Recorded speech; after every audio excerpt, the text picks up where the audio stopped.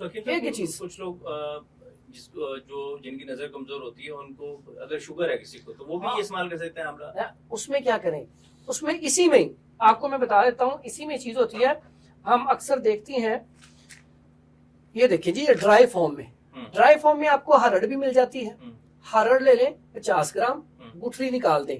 ये ऐसे पेशेंट जो शुगर वाले हैं, शुगर के अलावा भी इस्तेमाल कर सकते हैं। अभी हम शुगर पेशेंट के जो शुगर वाले मरीज हैं जिनकी नजर कमजोर है उन्होंने ये वाला करना है, ये वाला मीठा मुरब्बा ना खाएं, वो ड्राई वाला लें जी, वो ये वाला ड्राई वाला लें। 50 ग्राम हरड़, ठीक है, गुठली के बगैर, ठीक है।